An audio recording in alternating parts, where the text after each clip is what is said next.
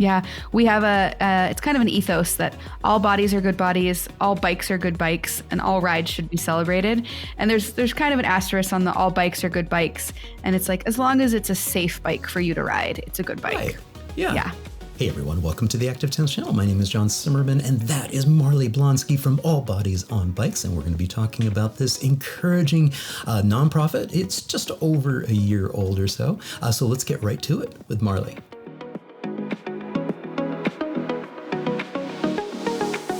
Marley Blonsky, thank you so much for joining me on the Active Towns podcast. Thanks for having me. This is exciting. Marley, I love to give my guests just this opportunity to do a real quick 30-second introduction to, for the audience. Who the heck is Marley? Sure. So Marley Blonsky, I use she, her pronouns. I live in Bentonville, Arkansas, and I call myself a fat cyclist. I use the word fat as just a neutral descriptor of my body, but that's relevant because I am the co-founder and executive director of All Bodies on Bikes, which is a nonprofit working to make the cycling industry, more inclusive to people of all sizes and ability levels. I love all kinds of bike riding. Since moving to Bentonville, I've gotten more into mountain bike riding, but gravel, riding my cargo bike, and just exploring by bike are some of my favorite things to do. I lived in Seattle for 20 years before moving to Bentonville, and so I've got a long history with bike advocacy and advocating for active transportation, and I'm still continuing to do that here in Bentonville. So that's a real quick summary of who I am, but there's lots more good stuff in there too. Yeah, that's fantastic. And this is our first time meeting. This is so exciting for me. It's funny because for those of us who are constantly producing content and getting it out into social media, it's like, you get approached by people and say, oh, hey, I'm following your stuff. And then likewise for those of us who are also consuming it too, because I'm like always keeping my pulse on, my fingers on the pulse of what's going on. I feel like I know you because I've been following you for years. It's funny. I meet people like that and they'll ask me about some random personal detail. And I'm like, how does they know that? Oh yeah, I shared it on the internet because I don't have boundaries. Yeah. So, and again, just a few visuals here. You have been out there really sharing your message and sharing your story. And it's interesting that you mentioned that you don't have boundaries. You do share quite a bit out on social media. And I'm going to pull up your Instagram here too. And so folks can, follow along. That's part of the interesting part of your journey too, is that it's very intentional. You are doing this because you want to normalize riding a bike. Yeah. And I want to normalize and getting more people riding bikes. Yeah. Exactly. Normalize a regular old 38-year-old woman riding a bike, and I don't look like what you would assume a cyclist looks like. I'm fuller figured. I've got curves. And just normalize living life by bicycle. And it's worked. It's funny because I didn't set out to be a content creator. I was just sharing details of my life. And then people started asking me questions, and then brands started approaching and saying, hey, would you be willing to promote this? And I was like, oh, I can make a living doing this. This is wild. And then it's evolved into a career, essentially. Wow, that is so freaking cool. And what's also freaking cool is that you were profiled in the recent book, Live to Ride by Peter Flax. And so you had a small little, folks, if you haven't seen that episode, you got to go back, watch the Peter Flax episode after you're done with this one. He profiles a whole bunch of people, even some, past guests on the podcast here. What was that like to get the call from Peter and say, hey, Marley, I'd love to have you, profile? It was wild. I follow cycling journalism for a long time. And so I always had known who Peter Flax was from his days in the publishing world. And I didn't realize what an honor it was until I saw the book and I realized the folks that I was in company with. I was like, holy cow, my profile is in there next to some of the greats. So it really was an honor, but it was a surprise too. Yeah. Take us back. I would love to hear kind of that origin story of what was that moment, or was it a series of moments that really brought you to where you're at here today? Yeah, it was a series of moments. So I think the first big one was I got divorced and I was living in West Seattle, which is pretty car centric. You need a car. You don't have to have a car, but life is a lot easier with a car. And when I got divorced, I moved to a denser part of Seattle. I moved to Capitol Hill, which is you don't want to have a car there. And so that was really what got me back onto a bike as an adult. This was 2013, 2014. And so that was a huge moment. And then I started commuting by bike. My work had a fairly strong cycling culture. We had showers, we had protected parking. And so it made it really easy to commute by bike. And so I started doing that. And unfortunately, there was a woman right around my age who was hit and killed by a car. And that was kind of a catalyst for me to get into bike advocacy. And that's where I learned a lot of the skills that I use now with All Bodies on Bikes. I would say kind of another pivotal moment was when this film came out. So this film, we filmed it in 2020 with Shimano, and it came out in 2021. And the response to that was like a rocket ship. Started getting asked to go on podcasts and give talks and give presentations. And I had this aha moment of I could do this for a living. I was working in corporate America and was not always happy necessarily. It was fine. But I think like a lot of us, we dream about what life could be like. And after this film came out, I took the leap and now a full-time sponsored athlete / influencer, and now working as the executive director of All Bodies on Bikes. Yeah. That is a fascinating story. And what's really, really interesting, too, you had mentioned earlier that you don't have any filters. You do kind of share your joys and your down times and stuff like that. I think a recent post, you talked a little bit about, your journey in terms of even like mental health and being able to get to a good point. Take this opportunity to share a little bit with that, because I think more people need to hear that. Yeah, so I have always struggled with my mental health. I thought it was depression and anxiety, and I was medicated for that. And this past winter, I was just really, really struggling, just down in like the kind of the depths of despair. And I was not liking where I was living and realized I need to get some help. And so I finally got a good psychiatrist here, and I actually got a bipolar diagnosis. So I'm officially bipolar 2. I'm not ashamed of it. It answers a lot of questions and makes a lot of sense for some of the impulsive decisions I've made in my life and some of the more depressive phases. But now that I have that diagnosis, I'm on medication, and it's like a whole new chapter of my life. I no longer dread getting out of bed every day. I no longer have these peaks and valleys. And it's been quite the journey to get here. But I think depression has been destigmatized. I think anxiety has been destigmatized, but some of the more serious mental health conditions we still don't talk about very often, unless something tragic happens, like Robin Williams kills himself or whatever it might be. And that's when we start talking about bipolar. But there's a lot of us living with this every day and living very full, very productive, very fulfilling lives. And I think it's good to share that and to destigmatize it. Yeah.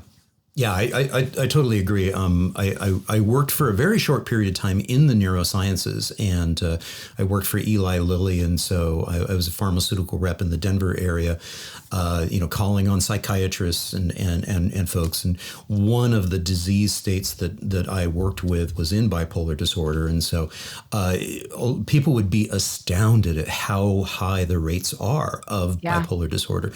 And everybody, it's natural that everybody has peaks and valleys in terms of emotions, but once you do realize, wait, this is more significant than just the normal ups and downs, then it's amazing how empowering it is once you get that dialed in, and you're like, okay, it doesn't have to be this massive swing into a manic phase where you're just like, I'm all powerful and da-da-da. Exactly. I'm on top of the world. Yeah, exactly. Yeah. Yeah. Although I will say I don't think I'd be where I'm at today if I didn't have some of those wild mania phases. And absolutely. I even think about All Bodies on Bikes as an org. So we made this film, and then as we were preparing to get it out to the world, and we were doing press releases, I kind of had this vision one day on a ride, and I was definitely in a manic phase, illusions of grandeur, and I realized this could be a worldwide movement. Yeah. And it was, I don't know if you want to call it visionary or delusionary or what it is, but it's turned into a worldwide movement. And so I'm grateful for those manic moments because they have led to incredible creativity, some incredible fun, but also some very risky behavior that we don't necessarily need to repeat again in our lives. Like one of my best examples, if you want to hear about it real quickly. Sure. Yeah, absolutely. Go for it. I booked a trip to Greece. There was a fire sale on flights. And so I flew round trip to Greece for like $500, but I hadn't planned anything. I rented a car and just ended up driving around the country by myself, which was incredible. But also, like, in hindsight now, I'm kind of like, wow, that wasn't the wisest decision to make. Maybe I should have planned some things out or told somebody where I was going. Yeah. It's interesting too, because there is that kind of balance that goes with that. And some of our most amazing artists and folks that have been in the creative world, I'm thinking of painters and other artists that, suffered from this, and they had those manic moments. And you're absolutely right.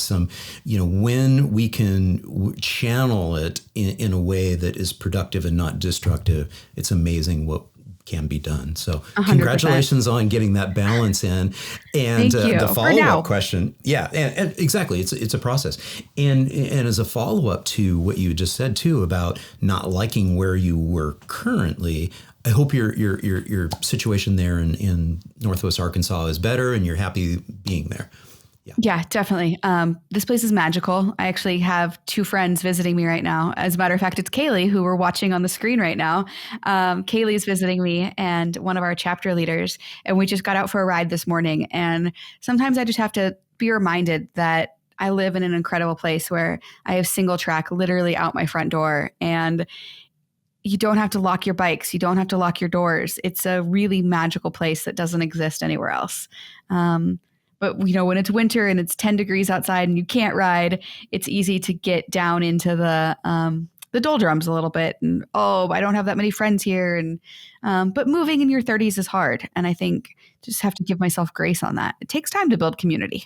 Yeah. Well, next time it gets into that, and here's my tip for having lived in Boulder, Colorado before. I'm originally from Southern California, and so I don't really like the deep, dark grip of cold weather.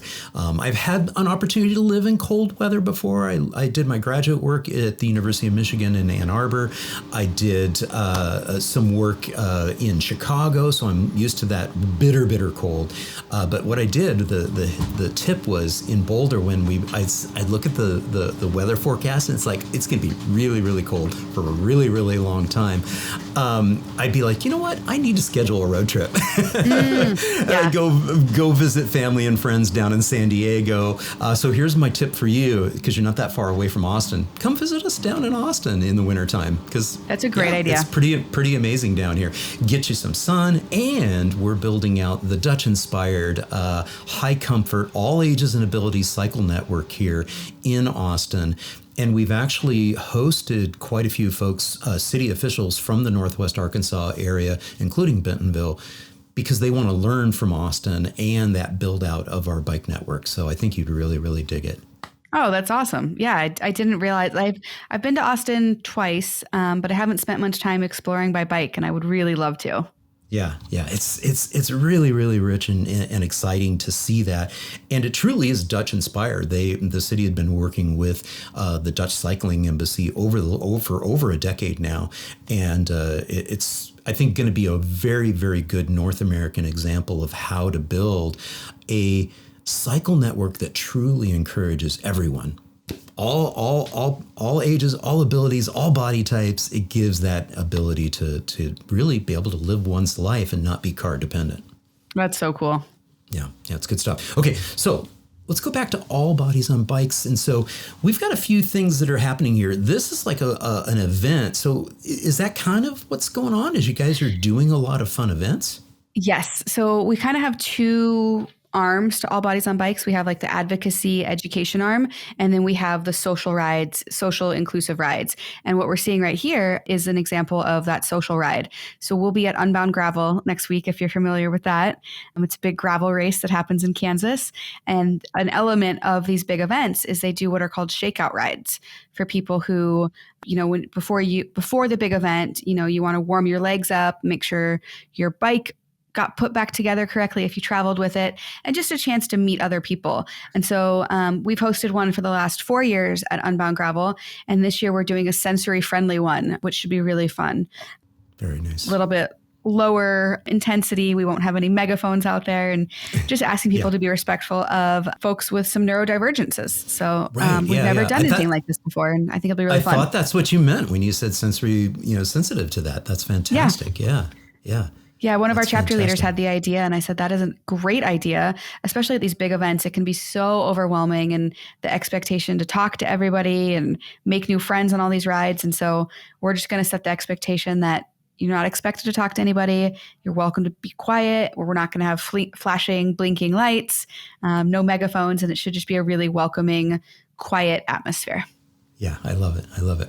So I want to pull this up because this is really cool. So this is, talking a little bit about your chapters, and explain how chapters work within the nonprofit and what this is all about. And take it away. This is really cool. Yeah, so we have 13 chapters across the United States, and they're the ones actually doing the on-the-ground social ride leading. And I guess they do other events as well, but basically we ask our chapters to do at least 4 events per year. Those can be rides, they can be clinics. Down here in Northwest Arkansas, our chapter did a recycled bike part art making night. When it was in the middle of winter, where we still wanted to gather and have community, but didn't necessarily want to be riding bikes.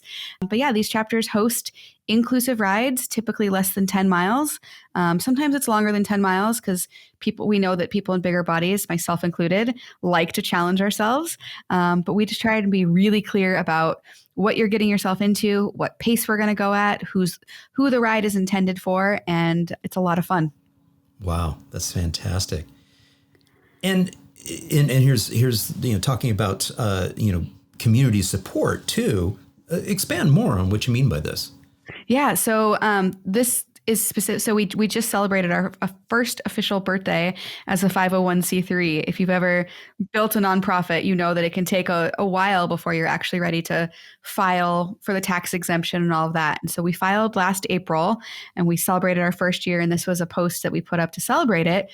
But the support from the bike industry and the outdoor community has been so overwhelmingly positive, both in financial support. So we get grants from REI, People for Bikes, New Belgium Brewing. Shimano just gave us a grant. Smartwool has given us some money. So just to do our operations and to do programming, the support has been incredible. And then just people coming out of the woodwork, because I think a lot of folks can identify with our messaging. We've all wanted to feel included and haven't for one reason or another. So to break down those barriers, people are generally very, very supportive of it. Yeah, I love it. The other thing that I love too is that this whole zeitgeist of like trying to create a broader tent and trying to make it an inclusive environment.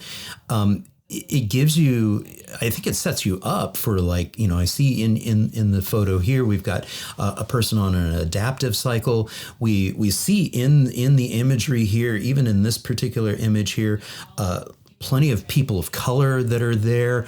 It seems like the movement is like a magnet to inclusivity with a capital I. We're really trying. I mean, I think part of the way that we've done this is through partnerships. So all of these women are actually part of the Black Girls Do Bike chapter in Denver. And when we were setting up these chapters, partnerships were super important because there already are a lot of inclusive cycling groups out there, Black Girls Do Bikes and Femmes and Thems, and there's lots of stuff. And we didn't want to step on toes, but we wanted to expand the table a little bit and make sure that folks felt welcome at our events and that we could partner together. The adaptive cycling is especially important. A lot of our community lives with disabilities or is a paracyclist or, might have an autoimmune disorder. And so making sure that we specifically call out our rides are open to all types of bikes, adaptive bikes, electric bikes, tricycles, because turns out not all rides are open to that. Which is just wild to me. Like, yes, it takes extra work. And yes, you do have to make sure that the routes you're going on are appropriate, but we should be doing that anyway. Right. Yeah.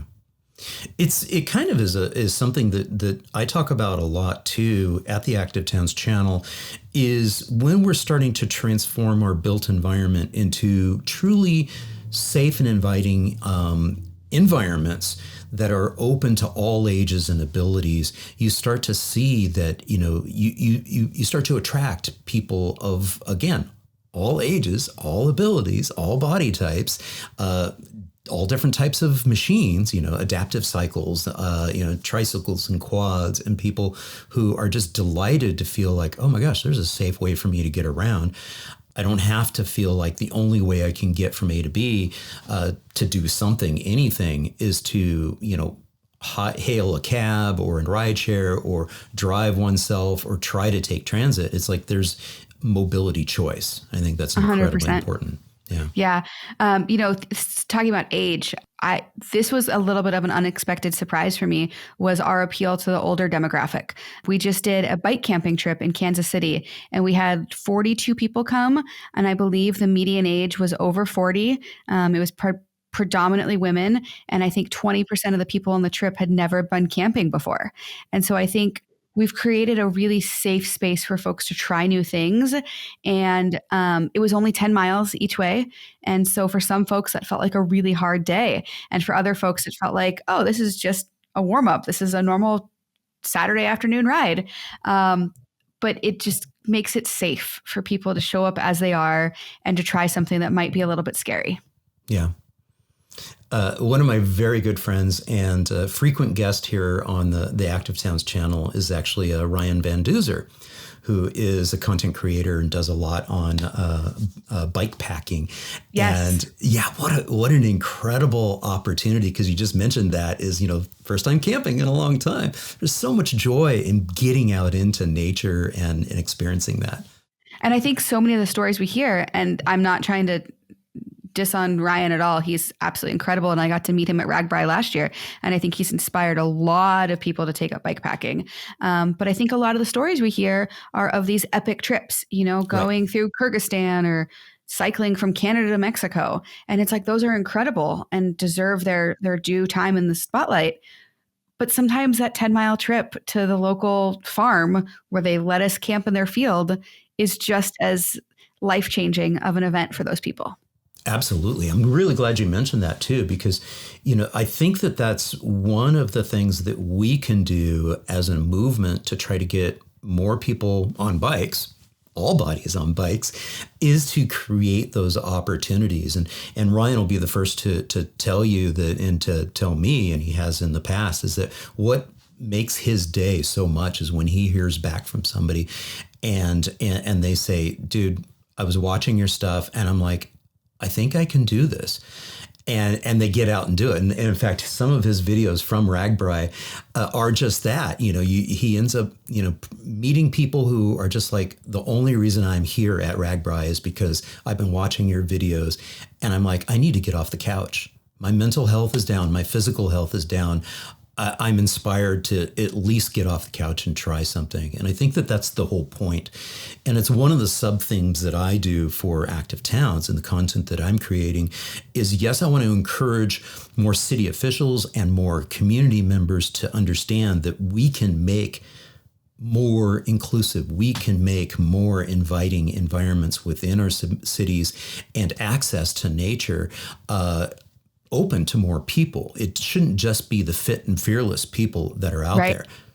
And then the other subpart is encouraging more people to get off the couch, to get out there, to put that smile on and do it. And you don't have to do what Marley is doing right here, which is wearing Lycra.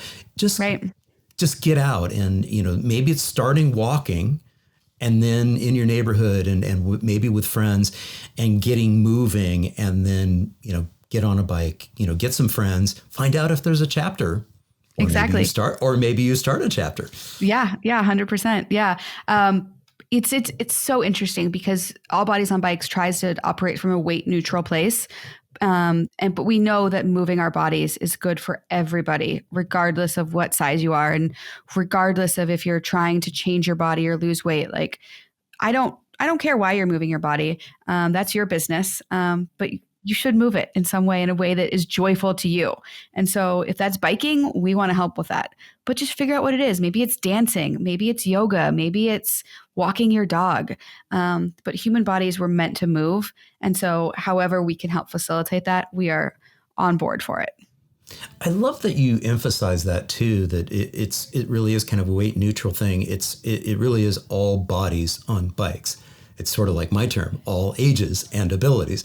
It's Exactly. all bodies on bikes. All bodies. Yep. It brings me back around to a recent interview I had in season 7 with Anna Zyvarts, who has a vision impairment and cannot drive. And so she's a non-driver because of health reasons. And so her body is such that, she can ride a bike.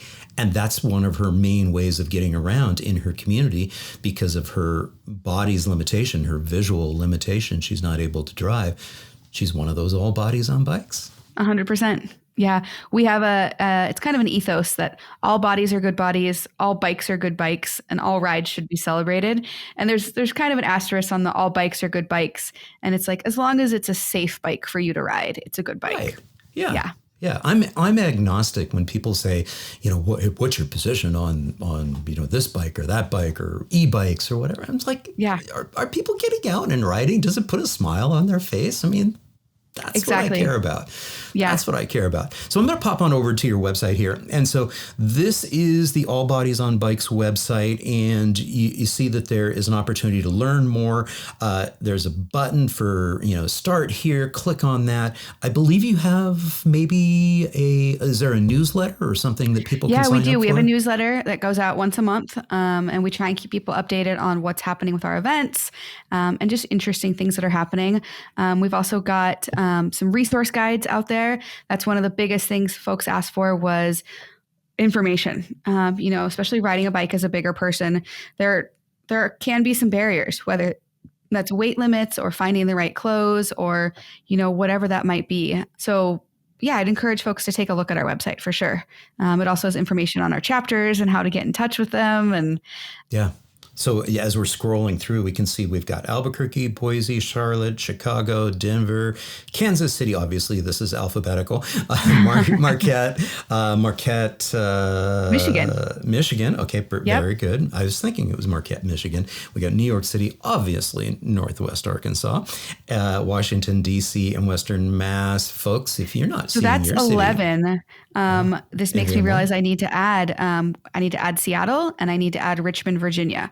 Those are our two newest chapters. So love it. The other thing too is if there's not a chapter near you, we will often do special events whenever I travel anywhere. And so when I travel places, we'll often have an All Bodies on Bikes ride. So that's another way to get involved. Fantastic. Now, people can also engage with you personally because I know that you go out and do speaking engagements and you do other types of things. You probably even do some consulting at this point in time. Exactly. Yep. And so we have an opportunity to book me to speak as well as a little bit more about your history. So tell us a little bit more about the types of things that people are bringing you in to talk about. Yeah, well, All Bodies on Bikes, I mentioned we're less than a year old, and so we're working on funding. So I'm not currently making any money as the executive director. And so the way that I make my money is through consulting and through speaking. And so, for example, NICA, the National Interscholastic Cycling Association, basically bikes for kids in an organized way. They have their annual conference coming up, and they brought me in to give the keynote.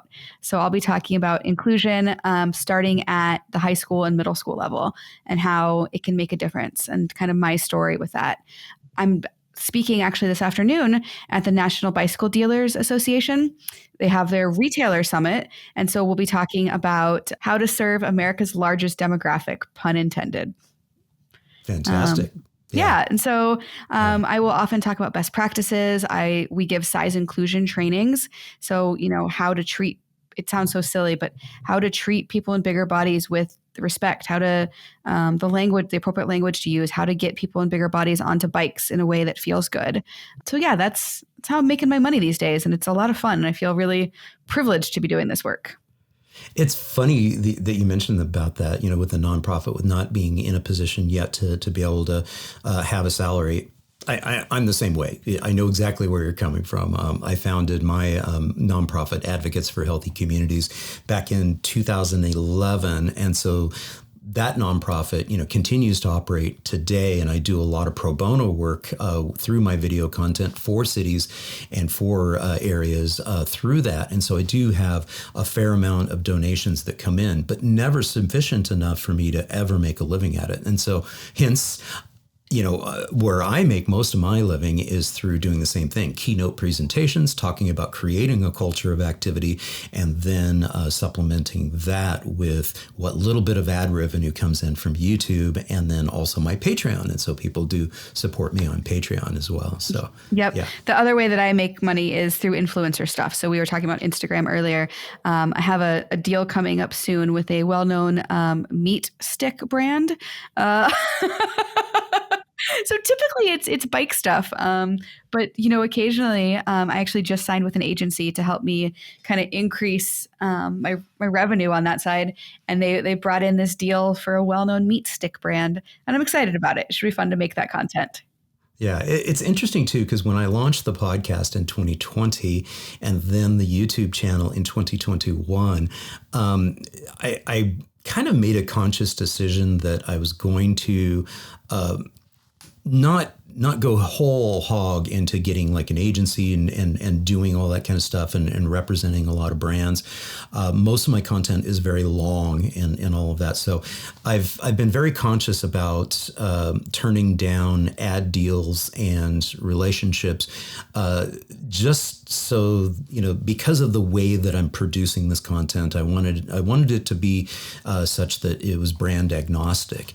And so that's the reason why I lean so heavily into the Patreon. So folks, if you're watching this, if you're listening to this, the reason why you don't get a whole bunch of commercials and say this episode brought to you by, it's because thank you for your support on Patreon, and thank you for watching here on YouTube, because I know you're either A, being subjected to ads. Thank you very much for watching through those or clicking through them, or you pay for YouTube a membership, which allows you to not ever have any ads. And I will give that pitch for Patreon too. For those of you who do support me on Patreon, you get all this content, all these videos ad free and early too. So you get it at least 48 hours earlier before the rest of the world gets it. So there's my one and only commercial right there.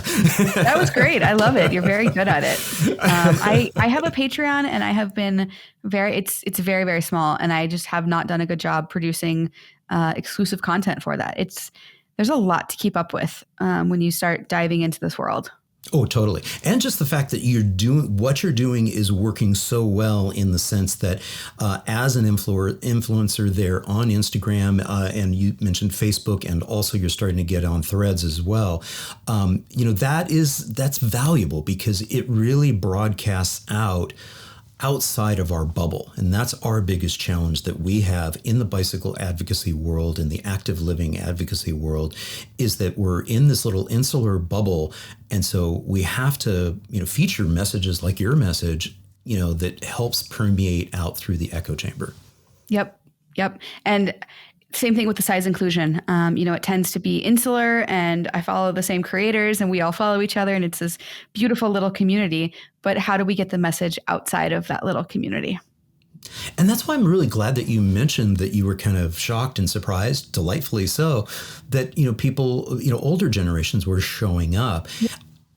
Yeah, I think that's a really important thing to remember. In the beauty of your name, All Bodies on Bikes, is that No, seriously, we really do mean that. And so even though with your keynotes, you may be leaning a little bit towards, the inclusion for larger sizes, at the same time, that epiphany that you now have that, oh, by the way, our biggest potential market of people to get on bikes is a huge number of our population, which Yep. would ride if it were only safe to do so.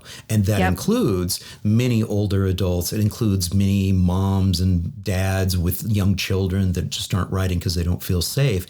It's a huge potential market that brands should be like really hip to. Is like, okay, if we really create safer, more inclusive, more inviting places to ride, we could get more people riding, not only for recreation and sport, but also for everyday purposes. Exactly. Yeah. And it's such a dual edged sword because we need the safe places, but people also want to feel included and they want to feel that community. And so both things have to happen, I think. But if you build it, then the people come, and then that's when those communities kind of naturally develop as well. Yeah.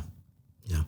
Marley, what have we not mentioned yet that you'd like to leave the audience with? I would love to talk about active transportation here in Bentonville for a little bit, if you want to. Do it. Let's do it. Yeah. So I mentioned a little bit that I got my start in advocacy in Seattle. Unfortunately, there was that woman that was killed, and that kind of spurred a lot of us into action. And when I left Seattle 2 years ago, there was a really good network of actual protected, separated bike lanes, which was really cool. And it was such a surprise to come to Bentonville, which granted is a very tiny town, and they are just getting started on their active transportation journey. We have 2 protected bike lanes. They're quite nice, but I was on one the other day at rush hour and I almost got hit 4 times, 4 separate times, because people they're still learning how to interact with these bike lanes. They're learning, if there's a driveway and the protected bike lane crosses the driveway, you have to stop behind the bike lane. And so it's been a good reminder to me that different places are in different stages of development, and that's not necessarily a bad thing. We really are coming in at the beginning of this, and so there's opportunity to reimagine what active transportation can look like in a small town, and it's already pretty good. I mean, drivers here are exceptionally courteous when they see you, with that caveat. When they see you, it's also just I don't know if weird is the right word, but interesting opportunity because of the amount of funding that's available here because of the Walton investment. So I'm very curious to see what's going to continue to happen and how it's going to continue to grow out. Yeah. And I did pull up the map of Bentonville on here. And of course, my maps already have the bicycle network layer on there. And you can see in the bright green all over here and in some of the dashed lines, what you're really looking at mostly here is the tremendous network of off-road pathways that exist and the mountain biking, mecca that Northwest Arkansas has become.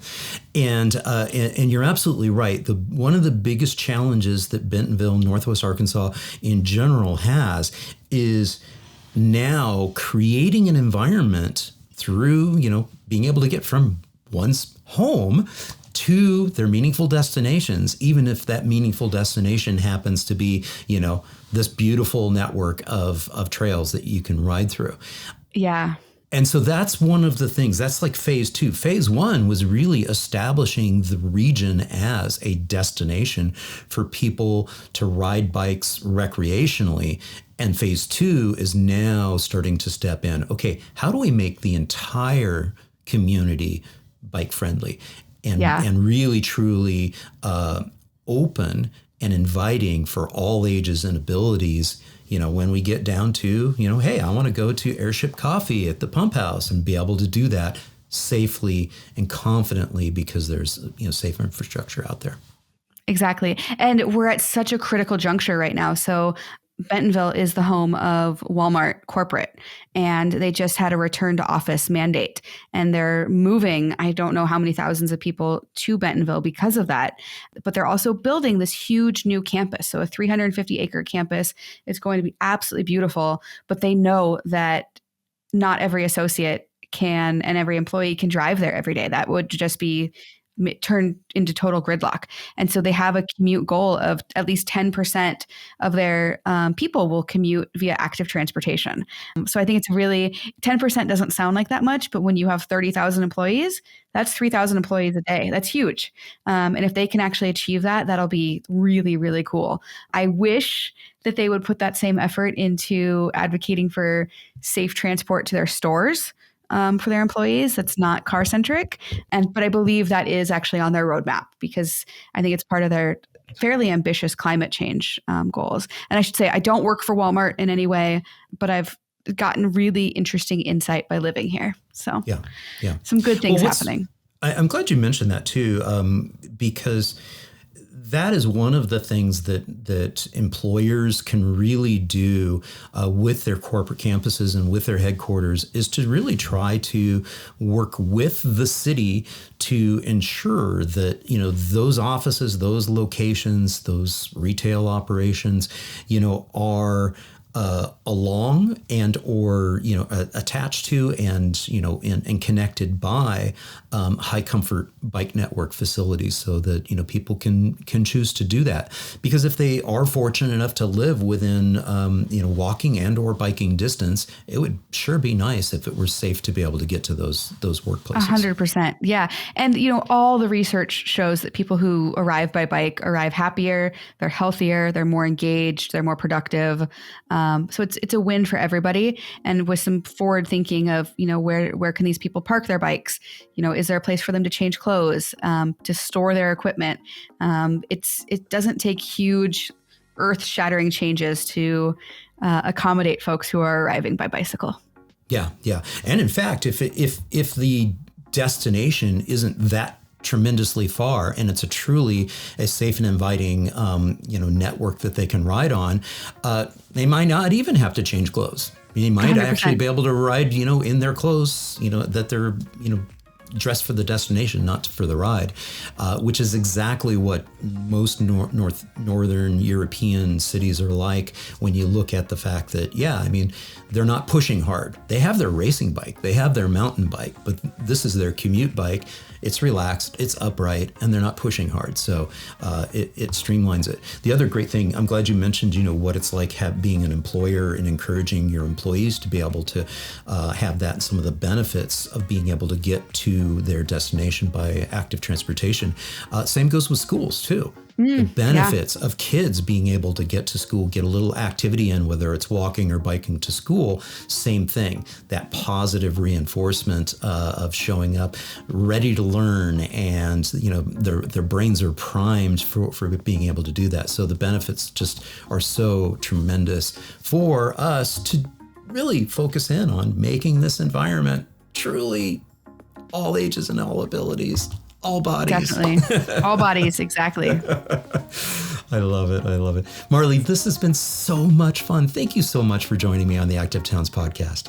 Thank you so much for having me. This is great. Hey, thank you all so much for tuning in. I hope you enjoyed this episode with Marley. And if you did, please, give it a thumbs up, leave a comment down below, and share it with a friend. And if you haven't done so already, I'd be honored to have you subscribe to the channel. Just click on that subscription button down below and ring the notifications bell. And if you're enjoying this content here on the Active Towns channel, please consider supporting my efforts. It's easy to do. Just head on over to activetowns.org, click on the support button, and there's several different options out there. As I mentioned in this episode, if you become a Patreon supporter, you do get early and ad-free access to all my video content, which is a super cool bonus, I think. Anyways, again, thank you so much for tuning in. It really means so much to me. And until next time, this is John signing off by wishing you much activity, health, and happiness. Cheers. And again, sending a huge thank you out to all my Active Towns ambassadors supporting the channel on Patreon, Buy Me a Coffee, YouTube Super Thanks, as well as making contributions to the nonprofit and purchasing things from the Active Towns store. Every little bit adds up and it's much appreciated. Thank you all so much.